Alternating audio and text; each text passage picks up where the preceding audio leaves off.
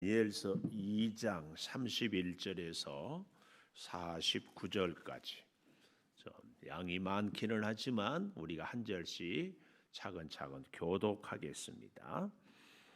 2장 31절 왕이여 왕이 한 큰 신상을 보셨나이다. 그 신상이 왕의 앞에 섰는데 크고 광채가 매우 찬란하며 그 모양이 심히 두려우니 그 우상의 머리는 순금이요 가슴과 두 팔은 은이요 배와 넓적 다리는 노시요 그 종아리는 새요 그 발은 얼마는 새요 얼마는 진흙이었나이다. 또 왕이 보신즉 손대지 아니한 돌이 나와서 신상의 새와 진흙의 발을 쳐서 부서뜨리매 그때의 새와 진흙과 놋과 은과 금이 다 부서져 여름 타작마당에 겨같이 되어 바람에 불려 간 곳이 없었고 우상을 친 돌은 태산을 이루어 온 세계에 가득하였나이다. 그 꿈이 이러한즉 내가 이제 그 해석을 왕 앞에 아뢰리이다. 왕이여 왕은 여러 왕들 중에 왕이시라.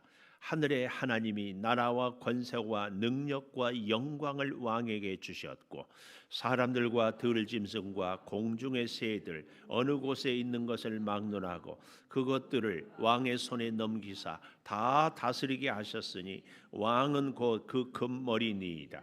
왕을 뒤이어 왕보다 못한 다른 나라가 일어날 것이요 셋째로 또 놋 같은 나라가 일어나서 온 세계를 다스릴 것이며 넷째 나라는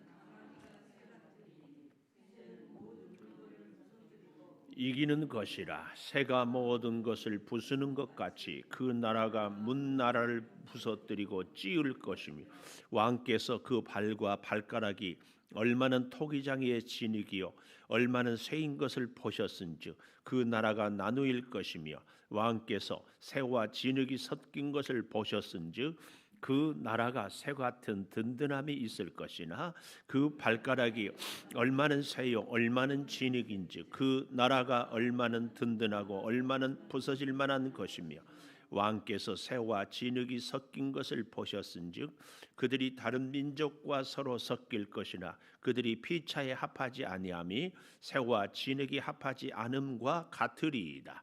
이 여러 왕들의 시대에 하늘의 하나님이 한 나라를 세우시리니 이것은 영원히 망하지도 아니할 것이요 그 국권이 다른 백성에게로 돌아가지도 아니할 것이요 도리어 이 모든 나라를 쳐서 멸망시키고 영원히 설 것이라. 손대지 아니한 돌이 산에서 나와서 새와 놋과 진흙과 은과 금을 부서뜨린 것을 왕께서 보신 것은 크신 하나님이 장래 일을 왕께 알게 하신 것이라.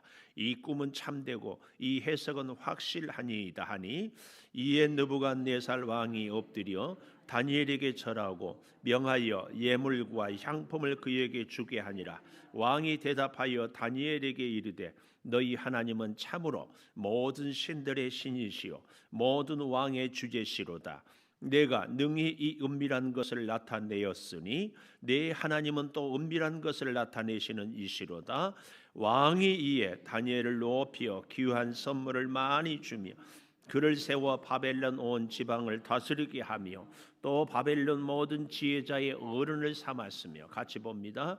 왕이 또 다니엘의 요구대로 사드락과 메삭과 아벳느고를 세워 바벨론 지방의 일을 다스리게 하였고 다니엘은 왕궁에 있었더라. 아멘. 오늘 또 새벽을 깨우는 송안 너는 참 대견하다 엄지척 변함없이 새벽 재단을 지키는 집사님은 참 훌륭하십니다. 참 훌륭하십니다. 이 모든 것이 주님의 은혜입니다. 아멘 아멘 할렐루야. 오늘 제목을 이 44절을 보면 이렇게 말씀하여 여러 왕들의 시대에 하늘의 하나님이 한 나라를 세우시리니 이것은 영원히 망하지도 아니할 것이고 국권이 다른 백성에게로 돌아가지도 아니할 것이요 도리어 이 모든 나라를 쳐서 멸망시키고 영원히 설 것이라. 그래서 영원한 하나님의 나라, 영원한 하나님의 나라 이렇게 말씀의 제목을 정해봅니다. 말씀의 제목 영원한 하나님의 나라. 오늘 첫째로는 31절에 보면 큰 신상을 보셨나이다. 첫째, 영원한 하나님의 나라를 이제 우리가 알기 위해서는 첫째, 큰 신상을 보셨습니다.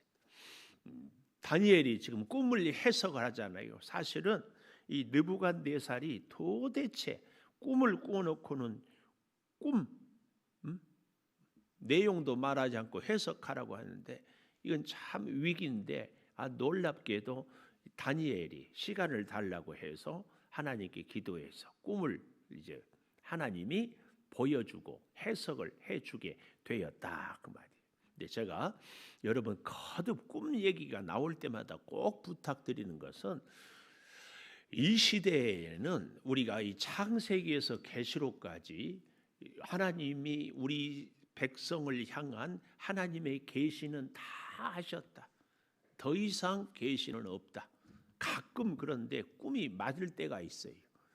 여러분 그러나 그렇다고 해가지고 꿈을 절대 해서는 안 된다. 절대. 어쩌다 한 번씩 맞는 것이 절대 진리인 양 생각하고 이렇게 살면은 안 됩니다. 항상 그래서 저는 꿈 얘기할 때마다 꿈은 영어로 드림, 꿈, 꿈. 그래서 우리 강아지 이름을 몽이라고 해요. 꿈 깨몽. 잘못된 꿈 많은 경우에 있습니다. 여러분 절대 우리는 꿈을 의지해서 꿈에 의미 부여를 해서는 안 됩니다.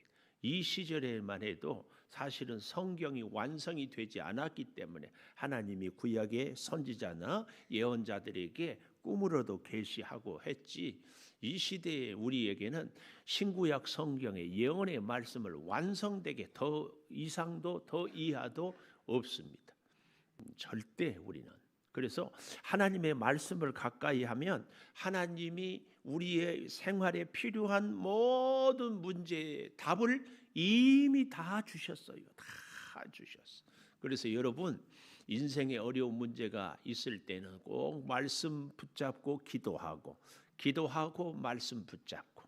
그런데 오늘 이 다니엘서에는 왜 꿈 얘기가 나오는가? 성경이 완성이 되어 있지 않기 때문이다. 그 다니엘 시대에는 아직 성경이 없었기 때문이다.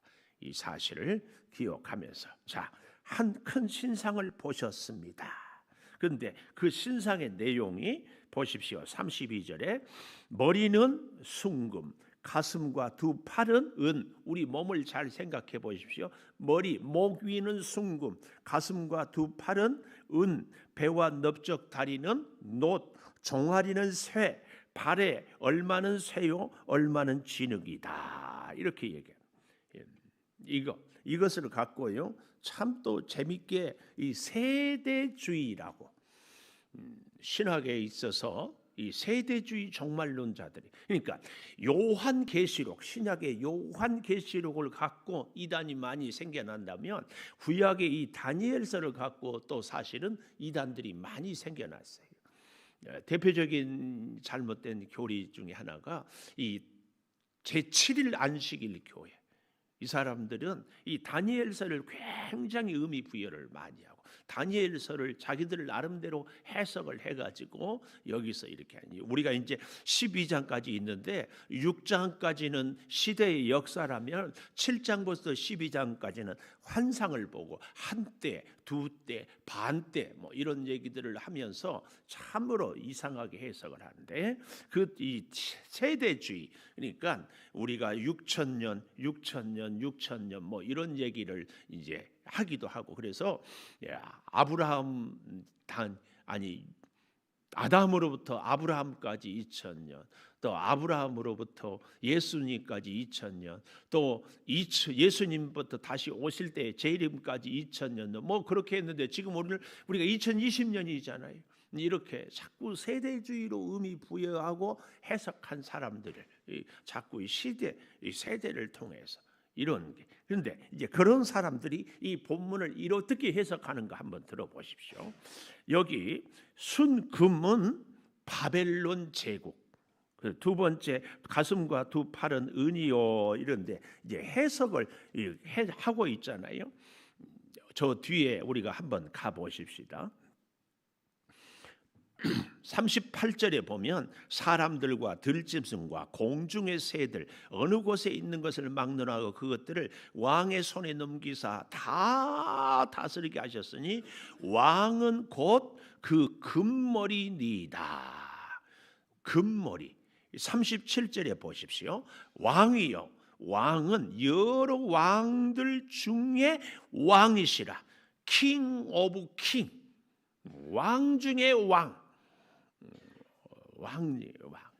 자, 그래서 하늘의 하나님이 나라와 권세와 능력과 영광을 왕에게 주셨고, 나라와 권세와 능력과 영광을 왕에게 주셨고, 또 사람들, 들짐승, 공중의 새 어느 곳에 있는 것을 막론하고 그것들을 왕의 손에 넘기사 다 다스리게 하셨으니 왕이 곧 그 금머리이다. 그 신상, 그 동상의 금머리. 이게 바벨론의 느부갓네살, 가장 귀한 왕입니다.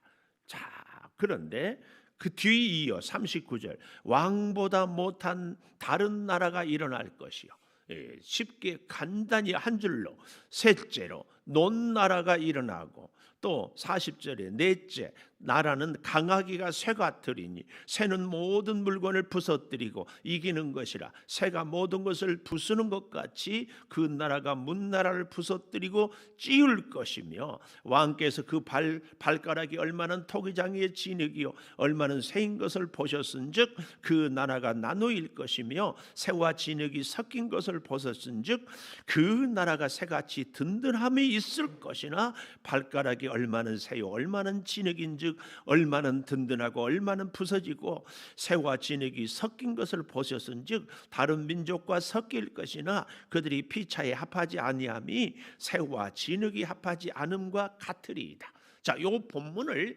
세대주의자들은 금은 바벨론 제국, 은은 파사, 메데와 파사, 다리오 왕으로 시작된 파사 제국이고, 그 다음에 세 번째가 뭐예요? 논나라. 39절에 논은 헬라 제국, 헬라. 그리고 넷째 나라는 강하기가 새 같다. 여기는 로마 제국. 이렇게 해석을 하는 사람들이 있다. 상당히 그럴듯하고 말씀을 잘 쪼개고, 그래서 이런 분들이 해석하는 분들을 이 세대주의 해석인데, 여기에 우리가 속으면 안 됩니다. 한동안요, 말도 안 되는 구약의 이 고레스 왕을 이 시대의 학자들 가운데는 고르바초프 아세요? 소련 소비에트 연방공화국을 다 이렇게 독립을 주고 지금은 러시아라는 이 사람 이렇게 하는데, 또 이런 잘못된, 물론 세대주의적인 교훈도 있기는 하지만 성경을 이런 식으로 해석하다 보면은 결정적인 순간에 오류가 생기기가 참 쉽습니다. 그래서 오늘 이 본문을 한 신상을 보았습니다. 그러나 그 신상이 바벨론 제국, 파사, 페르시아 제국, 헬라 제국, 로마 제국, 이렇게 보는, 또 이렇게 얘기하는 사람들의 이 오류에 대해서 우리가 속아서는 안 된다. 그러면은 오늘 이 본문의 진짜 교훈, 우리가 잊지 말아야 될 것이 무엇냐 그 말이에요. 영원한 나라는 단 한 나라도 이 땅의 나라는 없다. 세상 것은 다 시작이 있고 끝이 있고 세상의 모든 것은 다 변한다. 킹 오브 킹, 왕 중에 왕, 순금같이 정말 귀한 것으로 된 나라도 다 변하고 결국은 종말이 온다. 그 얘기. 우리 사람의 모든 이 땅의 것은 영원한 것이 없다. 영원한. 그러면 영원한 것은 오직 하나님의 나라다. 그 말을 이 44절에서 교훈으로 주지 않았어요. 44절, 여러 왕들 시대에 하늘의 하나님이 한 나라를, 하나님의 나라를 세우시리니 이것은 영원히 망하지 아니하고 그 국권이 다른 백성에게로 돌아가지도 아니하고 도리어 이 모든 나라를 쳐서 멸망시키고 영원히 설 것이라. 그런데 이 영원한 나라를 세울 수 있는 힘이 어디에 있는가? 어떤 것인가? 두 번째, 여기 34절에 보면 또 왕이 보신즉 손대지 아니한 돌, 손대지 아니한 돌. 35절에도 보면은 하반절에 우상을 친 돌은 태산을 이루어 온 세계에 가득합니다. 45절에도 손대지 아니한 돌이 산에서 나와서 쇠, 놋, 진흙, 은, 금을 부서뜨린 것을 왕께서 보셨습니다. 이것은 장래에 하나님이 하실 일이다. 이 꿈은 참되고 확실합니다. 또 다시 35절에 가보면 그때에 새, 진흙, 놋, 은, 금이 다 부서져 여름 타당마당에 겨같이 재같이 되어 바람에 불려 간 곳이 없어질 것이다. 그 얘기입니다. 그 얘기. 오늘 우리는 이 손대지 아니한 돌, 곧 하나님의 역사. 그래서요, 이 돌에 대해서 참 성경은 뜻밖의 우리에게 주는 교훈이 있어요. 마가복음 12장 10절에 보면 건축자의 버린 돌이 모퉁이의 머릿돌이 된다. 머릿돌, 곧 예수 그리스도. 세상에 하나님을 모르는 사람들, 예수님을 안 믿는 사람들은 예수님을 버려요. 그러나 건축자의 버린 돌이 모퉁이의 머릿돌이 되는 거예요. 온 인류를 구원해내는 하나님의 놀라운 역사. 또 시편 95편 1절에 보면은 구원의 반석. 더욱 재미있는 것은 우리가 특별히 관심 있게 볼 것은 요한계시록 2장 17절. 우리 조금 불편하지만 한번 찾아볼까요? 요한계시록 2장 17절에 보면 귀 있는 자는 성령이 교회들에게 하시는 말씀을 들을지어다. 이기는 그에게는 내가 감추었던 만나를 주고 또 흰 돌을 줄 터인데 흰 돌, 그 돌 위에 새 이름을 기록한 것이 있나니 받는 자밖에는 그 이름을 알 사람이 없다. 바로 흰 돌은 이기는 자의 표시, 거룩함의 승리의 표시. 흰 돌, 백석. 그래서 우리가 백석에 산다. 이런 해괴한 얘기를 하면은 또 그럴 듯하고. 그래서 우리는 이 흰 돌, 백석의 창조교회를 다니니까 창조적인 역사를 우리는 체험하고 산다. 상당히 말이 될 것 같잖아요. 우리는 참 잘 깨닫고 또 깨달아야 될 것. 자, 그런데 오늘 다시 이 놀라운 손대지 않은 돌, 이 손대지 않은 돌, 바로 예수 그리스도를 통하여 하나님의 역사를 이루어내는데요. 이 일은 너무나 확실하고 참되다. 근데 이제 우리가 그 다음이 중요합니다. 세 번째라고 할까요? 세 번째. 손대지 않은 돌로 인한 축복의 열매. 세 번째. 기도 응답의 열매. 이렇게 축복의 열매. 세 번째. 46절에 느부갓네살 왕이 엎드려 다니엘에게 정을 하고 명하여 예물과 향품을 그에게 주게 하니라. 우리가 기도하고 말씀 붙들고 살면 다니엘처럼 이렇게 느부갓네살이 당시에 최고의 제국의 왕이잖아요. 근데 그때 다니엘은 15세에서 18세에 끌려왔던데 아무리 나이를 많이 잡아도 20대 중반밖에 되지 않아요.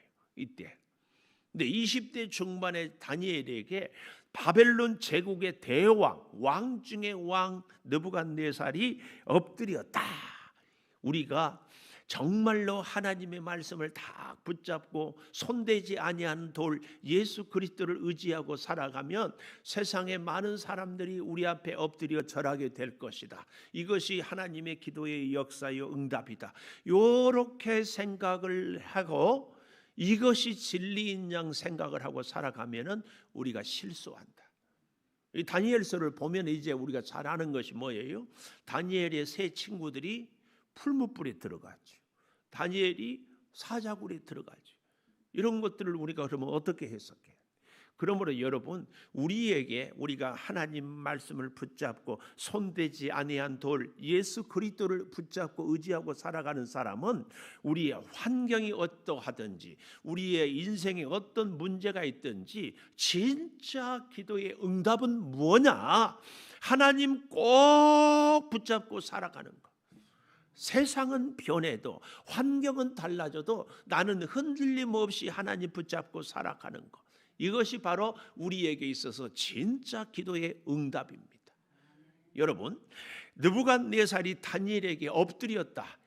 이것이 기도 응답이고 이것이 하나님의 약속의 복이다. 이렇게 생각한다면 그거 없으면은 하나님의 약속은 하나님의 축복은 이루어지지 않은 겁니까? 아니에요. 하나님과 우리가 함께 살아가는 것. 오늘처럼 비가 올지라도 내 몸이 약할지라도 문제가 있을지라도 언제든지 하나님 주님 말씀하시면 내가 나아가리라. 주님 말씀하시면 내가 멈추어 서리라. 그래서 항상 하나님과 함께 살아가는 사람이 사실은 기도 응답을 받는 그 사람이요, 그 인생이다. 이걸 절대 기억해야 됩니다. 절대. 그러니까 오늘 느부갓네살이 나에게 절을 한 다니엘 같이 내가 세상의 부귀를 누리고 산다. 아니에요. 우리가 잘 아는 사울 왕이 되지 않았어요. 사울 왕. 그러나 그가 사울 왕이 되었음으로 인하여서 부귀 영화를 세상의 것들을 살찐 양을 챙길 때에 결국은 하나님이 그를 버립니다. 하나님이 버리니까 그가 왕이 되었을지라도 그는 저주의 인생을 살아갑니다. 비록 우리가 세상에서 실패한 것 같아도 손대지 아니한 돌 예수 그리스도를 꽉 붙잡고 살아가면 힘들고 어렵지만 우리의 삶에 주의 능력, 주의 사랑, 주의 역사를 우리가 붙잡고 살아가는 것입니다. 그러므로 여러분, 우리는 절대 기억해야 됩니다. 나의 기도의 응답, 오늘 나의 승리의 삶은 오늘 느부갓네살이 나에게 절을 하고 안 하고가 문제가 아니고 내가 하나님을 붙잡고 살아가고 있느냐, 이것입니다. 다니엘은 느부갓네살이 절을 하건 하지 아니하건. 그런데 오늘 그래서 보십시오. 이렇게 얘기합니다. 48절에 왕이 이에 다니엘을 높여 귀한 선물을 많이 주며 그를 세워 바벨론 온 지방을 다스리게 하고 또 바벨론 모든 지혜자의 어른을 삼았으며, 요즘으로 말하면은 대통령 바로 가까이 우리에 있는 비서실장이라고나 할까요? 대통령의 최측근이 되었습니다. 또 그의 세 친구들은 사드락, 메삭, 아벳느고는 우리로 말하면은 경기도 혹은 전라도 혹은 경상도의 도지사 이렇게 되는 사람들, 이렇게 잘 다스리게 되었으니까 이것이 기도의 응답이 아니고 하나님을 계속 다니엘은 붙잡고 또 붙잡다. 이제 우리가 내일 보게 되면 알겠지만 3장 8절에 보십시오. 3장 8절에 그때에 어떤 갈대아 사람들이 나와 유다 사람들을 참소하니라. 참소하니라. 우리에게 있어서 그래서 진짜 기도 응답은 우리가 세상에서 문제를 해결하고 우리의 소원이 이루어지는 것이 기도의 응답이 아니고 변함없이 하나님 붙잡고 살아가는 것. 이 믿음, 이 현실에 우리가 철저하게 손대지 아니한 돌 대신 예수 그리스도를 꼭 붙잡고 살기를 축복합니다.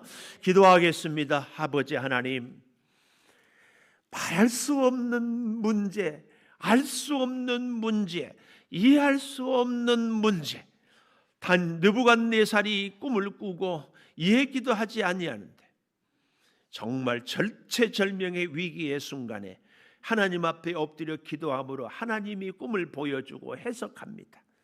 그래서 다니엘이 높은 보상을 받고 높은 자리에 앉습니다. 이것이 기도 응답이 아니고 하나님과 동행하는 것이 기도 응답인 것을 우리가 이 말씀을 통해서 깨닫습니다.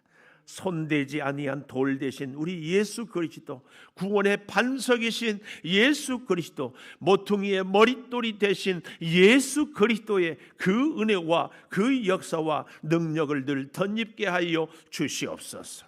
어제나 오늘이나 영원토록 동일하신 우리 주님 손 붙잡고 어제나 오늘이나 기쁠 때나 슬플 때나 건강할 때나 약할 때나 평안할 때나 힘들 때나 흔들림 없이 주님을 붙잡고 살아가는 우리들이 되게 하여 주시옵소서.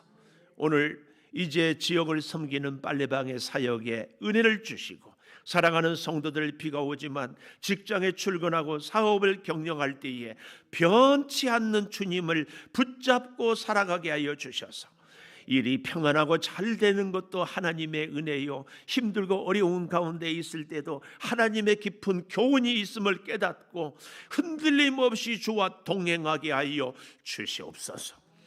지금은 우리 주 예수 그리스도의 은혜와 아버지 하나님의 무한하신 사랑과 성령의 감화 감동하심이 영원토록 함께 하시옵기를 간절히 축원하옵나이다. 아멘. 기도하십시오.